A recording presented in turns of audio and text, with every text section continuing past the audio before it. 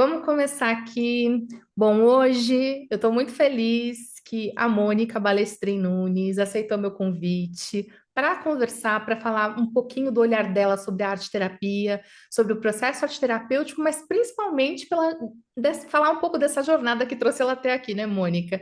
Pelo que eu sei, você é uma amante das artes, da literatura. Como é que você costura a sua história até chegar na arte-terapia? Bom, boa noite, Dani, boa noite a todos. Obrigada pelo convite, tá? Fico muito feliz de estar aqui e de poder compartilhar um pouco, né, a minha história. Bom, tudo isso começou quando eu era ainda menina, sempre gostei muito de arte, sempre gostei muito de desenhar, mas sempre de uma forma muito autodidata, né? Cheguei a fazer algumas aulas de pintura a óleo, mas sempre nunca segui, né, um curso, né, formal e tudo mais. Aí na adolescência, né, a gente vai mudando os planos, vai se direcionando para o trabalho, para o mercado de trabalho. Depois de fazer uma faculdade, que era basicamente uma faculdade de exatas, né, eu senti muita necessidade de alguma coisa da área de humanas, né, e resolvi fazer letras, né. É, eu gosto muito, sempre gostei também, isso foi uma coisa também que veio da infância, a leitura, né. Minha irmã sempre vinha, principalmente minha irmã mais velha, sempre me incentivou muito a leitura, né. E aí resolvi fazer letras. Eu estudei francês desde menina, então, em princípio, eu ia fazer letras português e francês, depois eu resolvi só fazer português, é, e fiz letras na USP, né? E depois, então, estava entrando no mercado de trabalho, mas trabalhando basicamente nessa área de engenharia, planejamento urbano, né? Que foi da minha primeira formação. Depois do percurso profissional, né? A gente vai amadurecendo, família e tudo mais. E em 2014 eu passei num concurso público, né? É, e então me senti mais à vontade, né? Depois de mais de 30 anos de trabalho, me senti à vontade para resgatar essa minha essência que é realmente lidar com arte, né? E aí fui fazer um curso de aquarela, né? E retomei também o que eu havia também começado em 1992, a encadernação artesanal, né? Que essa sim também é uma era um hobby, né? Mas se tornou uma atividade muito, muito importante na minha vida. Então, a paixão pelos livros, a arte, né? Tudo isso foi se juntando. A questão da arte, ela sempre fez falta na minha vida, né? Sempre fez falta, eu sempre gostei muito, né? De lidar com isso, lidar com a literatura, lidar com as artes plásticas, né? E a aquarela era um sonho antigo também, né? Então, quando eu me vi, depois do doutorado, cansada de tanto estudar, né? Eu senti que era o momento de eu me dedicar a alguma coisa que realmente me dava muito prazer, né? E aí fui começar a aprender aquarela, ainda em Brasília. Depois, em 2018, eu vim para São Paulo.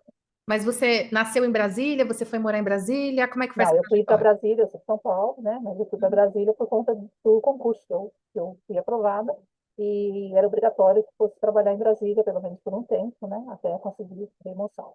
Então, fiquei em Brasília 3 anos e meio. Depois vim para Mônica, São mas Paulo. você vê que interessante a sua trajetória, né? Você tem aí uma trajetória que começa nas exatas, aquela paixão pela arte, aí você vai para a geografia, você vai se aprofundando em várias áreas e você vai longe nessas áreas, né? Você chegou a fazer seu doutorado. E quando você já estava ali mais estabelecida na profissão, o que que te chamou a atenção para retomar, né? Você disse que gostava do seu trabalho, né? Não é uma coisa que você, não gosto desse trabalho. O que que Não, eu sempre puxou gostei. você de volta aí para as artes e para se dedicar a Acho isso? que de voltar mesmo para as coisas da arte mesmo, para a beleza, para a estética, né? Para esse lado mais humano, né? Para essa coisa mais subjetiva, né? A gente trabalha, né, no dia a dia, a gente está muito sempre em uma coisa muito racional, né? Muito imediatista, você tem que dar conta de uma série de coisas. E por meio da arte, não. Por meio da arte você consegue se expressar e você ter uma coisa mais lúdica mesmo, né? E aí, na verdade, eu resgatei a menina lá, né, de 1980, pouco, né, quando eu era ainda uma adolescente e que buscou, então, e que já tinha essa vontade, né? Eu me lembro que, quando eu era menina, eu sonhava em ter um ateliê, né? E aos poucos, então, depois de ter uma realização profissional, de me sentir tranquila em relação à minha profissão, né? Eu passei a me dedicar a essas questões que me fazem bem, né? Que me fazem me sentir bem, né? A aquarela e a encadernação também. Certo. E a encadernação você começou mais ou menos em que época? E como isso virou o ofício do livro, né? Você tem um ateliê hoje em dia, né? Como é que Hoje em chegou dia. lá? Bom, essa história é um pouco, tem um começo triste, mas um final feliz.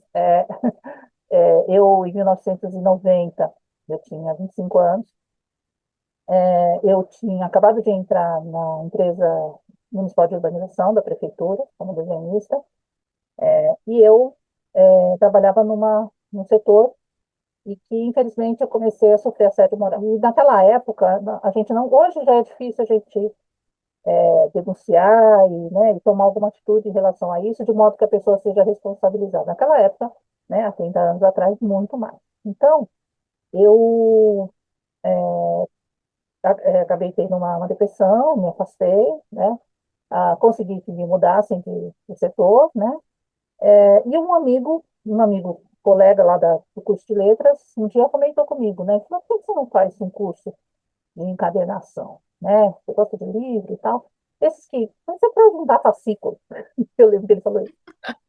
Aí eu fui atrás e achei a Associação Brasileira de Encadernação e Restauro, né, e é uma associação que foi fundada pela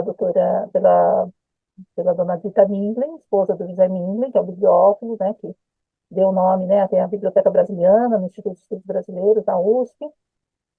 E dona Guita foi fazer encadernação para restaurar os livros da biblioteca do marido, né? E naquela época, o curso de encadernação artesanal era dado no Liceu de Artes e Ofícios, né? Ali na Luz. E aí depois, a dona Guita então resolveu abrir uma escola, uma associação, que é a Associação Brasileira de Encadernação e Restauro, e eu encontrei essa associação e comecei a fazer o curso lá, né? Então, foi um curso que era basicamente de restauro e de encadernação clássica, né? Então, é a encadernação da forma mais tradicional, né? Encadernação em couro, né? Toda uma série. E aí eu não parei mais, eu parava, na verdade, assim, parei por períodos, mas eu sempre, né, me mexi e comecei a fazer algumas coisas, né? Fazia alguns trabalhos, mas sempre em paralelo, né, ao meu trabalho. Em 2016, eu resolvi me atualizar, porque a própria ABERT tinha um curso de um semestre, né, todo sábado, e eu resolvi então fazer esse curso, me atualizei, aprendi outras costuras, outras formas, e aí eu realmente resolvi retomar, né, e aí, na medida do possível, juntar com a questão da aquarela, e e foi assim que eu, então, dei início, porque a gente teve uma exposição, e eu, então, criei esse nome fantasia, que é o ofício do livro. E você hoje faz lá cursos de encadernação artística, oficinas? Como é que é o que você oferece?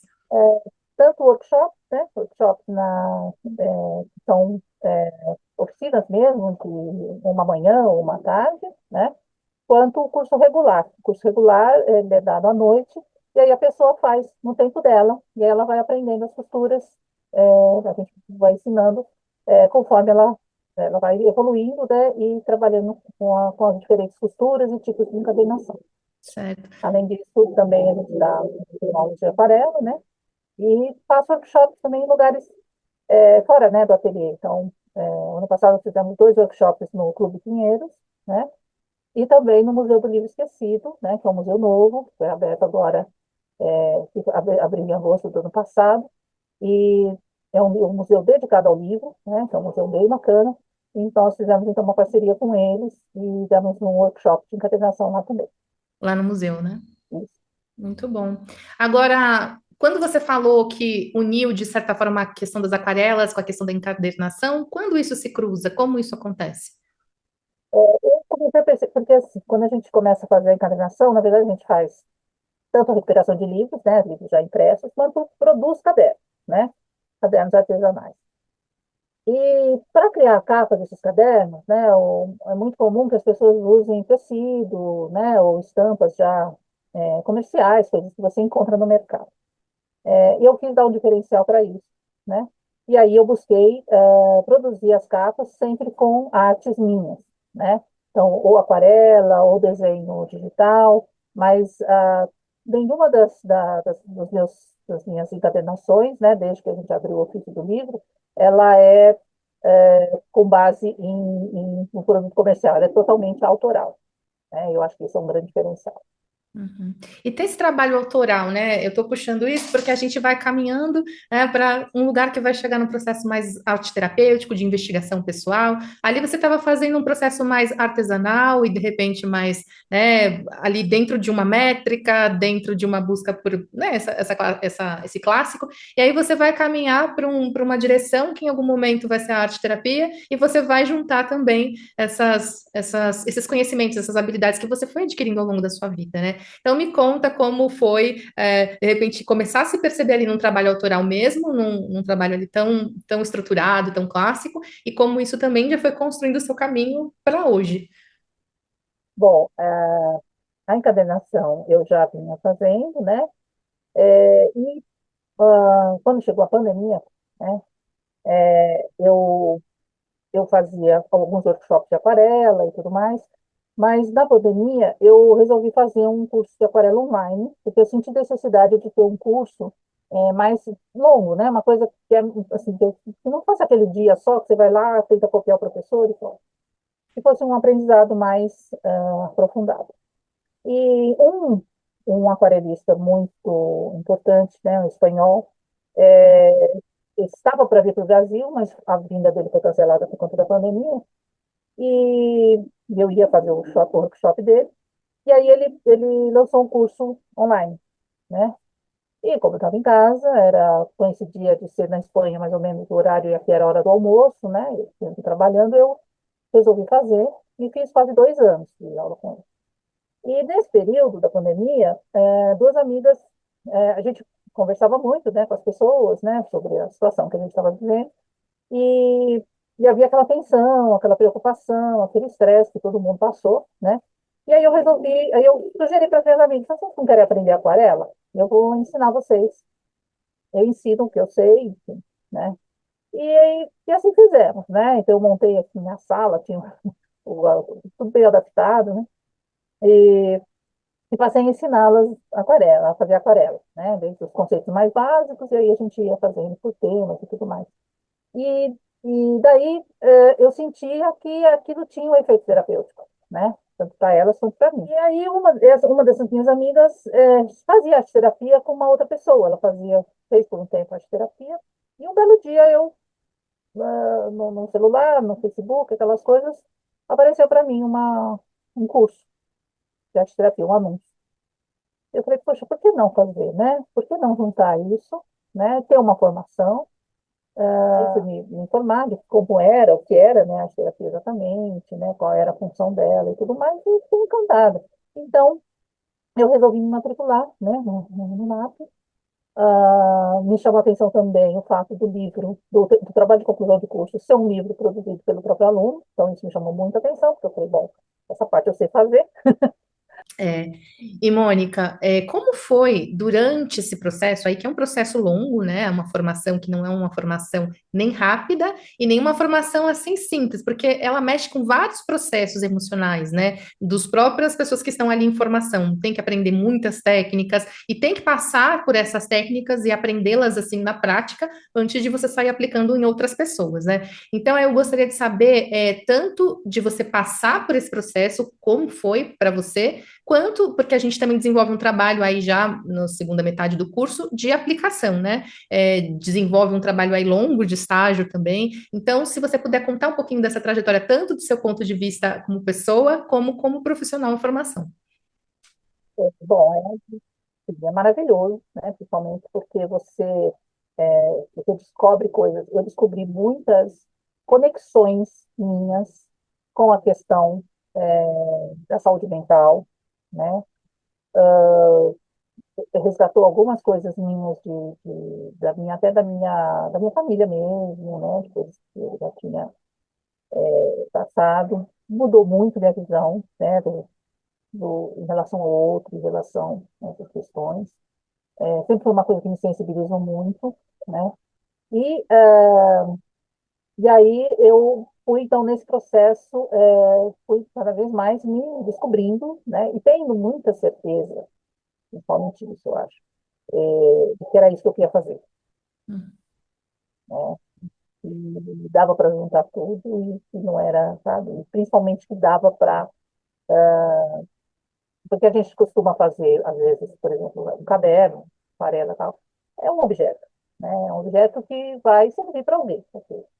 Mas na terapia você tem a possibilidade realmente de transformar as pessoas, né? De ajudá-las a se transformar. Certo? Não é você que transforma, é a pessoa que se transforma, né? Então, é muito gratificante. Esse foi porque eu também passei por esse processo, né? Então, a gente, né? As atividades todas que a gente faz, elas mexem muito com a gente. E a gente aprende, então, a se conhecer, né? E em relação à prática, né? Eu tive também o privilégio, a oportunidade, né, de fazer o estágio com a minha amiga Sandra, num cursinho popular, destinado a pessoas trans e não binárias. E também foi uma experiência muito rica, né? Muito importante para a gente, também como pessoas, né? Como mulheres, como seres humanos, nós saímos transformadas desse estágio. Foram mais de 100 horas de estágio, né? Nós extrapolamos o número de horas que era necessário, porque ficamos o ano todo, o ano letivo todo, né? Fazendo estágio uma vez por semana, né? E criamos vínculos importantíssimos, né? E tenho certeza que a gente conseguiu, um pouquinho a gente conseguiu ajudá-los a se transformar também.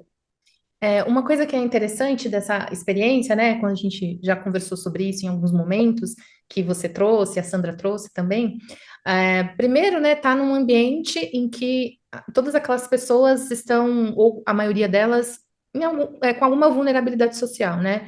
Então, muitas vezes, muitas não tinham condições de chegar até o cursinho, é um cursinho comunitário, todos ali eram voluntários, né? E que muitas vezes ir até lá já demonstrava um grande interesse, uma grande vontade de estar ali e transformar a própria vida e conseguir sair dessa situação, e alguns mesmo querendo, mesmo assim, não conseguiam estar lá, né? E que isso era muito difícil. Ah, como foi lidar, assim, com essa situação, né? Porque ir lá apresentar algo como a arte-terapia, que parece algo tão, de repente, distante, elitizado, talvez, né? E para esse público, e se você sentiu alguma dificuldade ou não, como é que foi essa troca? Olha, o público é muito variado, né? Então, o cursinho ele é um local primeiramente, de acolhimento, né? Mais do que de para preparar para vestibular, para concurso, essas coisas, né? Também faz isso, mas é um lugar onde essas pessoas, as pessoas trans, elas conseguem ter uma identidade, elas conseguem se relacionar com pessoas, né? Também trans, pessoas que passam pelos mesmos problemas que elas, né? Só que as pessoas têm vidas diferentes, têm, enfim, né, objetivos, propósitos diferentes. Então, a gente tinha uma parte, mas assim, a gente nunca teve nenhum tipo de reação negativa em relação à terapia. Eles foram sempre muito abertos, né, a fazer as atividades. Podiam não seguir, podiam não, enfim, né, não estar muito interessados, né, porque é como qualquer terapia, né, você não Normal. acha que não está no momento de você fazer, você não faz. Uhum. Mas para a maioria, eu acredito que foi uma experiência muito boa, né? Eles nos procuravam não faltar, né? O cursinho ele fornece a passagem, né? De ônibus e um lanche. Mas, é, mesmo assim, né? Mesmo fornecendo a passagem, a pessoa vai se ela quiser, né? E, e a gente tinha, principalmente no segundo semestre, a gente teve um público muito assíduo, muito frequentou e se envolveu mesmo nas atividades, a gente conseguiu dar sequência, porque a terapia é um processo, você precisa ter, né, várias sessões para você ter, né, um Uhum. resultado, para você conseguir fazer alguma coisa, mas a gente via que eles tinham muito comprometimento e gostavam muito do que a gente fazia. Imagino também que vocês devem ter aprendido muito como profissionais, né? Porque tanto a linguagem, a forma certa, os termos para se referir, né, às pessoas, como também a adaptação das atividades, dos exercícios, para evitar, de repente, aí, né, alguma de repente, algum exercício que não fosse tão adequado, porque muitas vezes a gente, por a nossa construção social mesmo, por a nossa história, acaba ferindo ou atingindo, de repente, a individualidade ou a identidade de uma pessoa por falta de conhecimento, né? Então, pelo que eu acompanhei, vocês estudaram bastante isso também, fez parte da formação de vocês esse estudo, né? Sim, o cursinho dá uma preparação antes do início das aulas, mas não específica em relação à arte terapia, obviamente, né? Mas em relação ao universo trans, né? Porque muitas pessoas que vão lá são pessoas cis, são pessoas, né, LGBT, mas que não são trans. E com certeza nós tivemos que nos despir mesmo, né? E voltar para dentro da gente para ver se tinha alguma coisinha de preconceito, de coisas. Você tem que desarmar, você tem que desconstruir, né? E não foi difícil fazer isso, tá? Foi uma coisa que, assim, a gente estava muito aberta, porque tanto eu quanto a Sandra, a gente, né, não tem esse viés, nunca teve, então, tanto que a gente escolheu ir para lá, né? Mas, assim, o cuidado com as atividades, né, a gente, era uma preocupação nossa, porque para não ter nenhum tipo de gatilho, né? Não despertar nenhum tipo de gatilho. A gente pautou nossa atividade, né, nossas sessões, muito na leveza, né, na positividade, né, e no reforço da autoestima. Uhum. Basicamente foi isso, porque o que a gente buscava era que eles saíssem bem de lá, né? Não era uma sessão terapia convencional, em que você vai. Havia também esse compartilhamento às vezes, né? Mas a gente absorvia, né? E tentava ressignificar com coisas mais positivas, mais leves, mais alegres, né? Acho que a gente conseguiu um bom resultado. Aí, né, você vindo dessa trajetória com toda essa sua experiência e vivências anteriores, né, uma pessoa também que sempre buscou estudar, dá para perceber, né, pela sua fala e por toda a história que você traz. Também se tornou professora no final do curso, né? E me conta, como é que chegou isso para você? Você entrou já com essa paixão ali por esse livro que ia ser produzido durante o processo, e hoje você é uma das pessoas que está ali apoiando esse processo de condução desse livro. Então, conta um pouquinho de como foi esse processo internamente, né? E também como é hoje, né? Você como professora e etc., apoiando e orientando, facilitando aí a outros estudantes agora. Bom, eu entrei atraída por essa questão do livro, que eu achei muito interessante, né? Eu mesma, na verdade, nunca tinha feito um livro dessa forma, um livro em que eu, né, me retratasse, um livro, né, que eu fizesse, me sentia assim fiquei muito animada, né? E aí, quando a gente começou a ter as aulas, então o professor falando sobre encadernação e tal, e foi também, né, que eu fazia, né? Foi uma coisa que e o professor Celso se interessou muito, né, pelo meu trabalho, né, como eu já tinha um ateliê, eu tinha acabado de abrir o ateliê, né, aberto nem um ano. E aí ele se interessou, as colegas também se interessaram, começaram a fazer os workshops, eu comecei a fazer os workshops, né, para o pessoal conseguir fazer o livro e tudo mais, né. Lógico, nem todas as pessoas, é uma coisa que depende de cada um, você pode fazer da forma como você quiser, né. E aí, no final do ano, na formatura, né, o professor Celso me chamou para ser professora convidada, né, e fazer a supervisão do TCC junto com ele, né, porque ele continua como titular, eu sou professora convidada. E aí eu comecei, então, a conduzir as aulas de encadernação, né, na verdade, a orientação do TCC, né, passando, né, todas as questões que a gente, fazendo com que os alunos reflitam sobre o processo arte-terapêutico, né, e aqui é um termo que o professor Celso que ele criou, que é um livro arte-biográfico, né, então não é uma autobiografia, né, é uma arte-biografia, né, então é assim, você traz ali o seu percurso, o percurso do aluno, durante o curso, né, e esse processo arte-terapêutico. E tem sido muito interessante. Eu comecei a dar aula em julho, né, do ano passado, de 2024. Já tem uma turma que vai se formar em fevereiro, né, eles já estão entregando os trabalhos, e está sendo muito legal, muito interessante. É interessante mudar ali também, né, de perspectiva, tá na perspectiva de acompanhar o processo. Agora, a professora Mônica e a pessoa Mônica, que passou por todos esses processos e chegou hoje, né, em poder assumir essa nova persona, digamos assim, né, que estava ali escondidinha durante todo esse tempo, querendo sair, querendo brilhar. É, Me fala um pouco, como para você é olhar daqui e ver que você deixou com que essa criança crescesse, se apoderasse dos materiais e chegasse, mesmo que, porque a gente sempre fala, né, como se não, se a gente não começou jovem, se a gente não começou com 20 anos, não dá mais tempo. Como é, Mônica, você deixar com que isso fluísse e hoje trabalhar como professora e arte terapeuta? Assim, eu devo muito isso à terapia, né? A terapia convencional, porque é uma forma de autoconhecimento, né? Uma ajuda de um profissional em que você vai, então, buscando, né? E refletindo sobre as questões, né? E buscando o que você quer para sua vida, né? Eu sempre fui uma pessoa muito curiosa. Eu fui muito, assim, fazer várias coisas ao mesmo tempo e tal. O meu trabalho, ainda hoje, ele é importante. Meu trabalho convencional, trabalho onde eu estou, no serviço público. Tudo que eu faço é fora do horário do expediente, óbvio, né? Então, eu faço as aulas à noite, as aulas do NAP são ao fim de semana, assim como os workshops, né? Então, não interfere em nada com o meu trabalho, que é importante a gente falar, né? Porque parece que a pessoa está...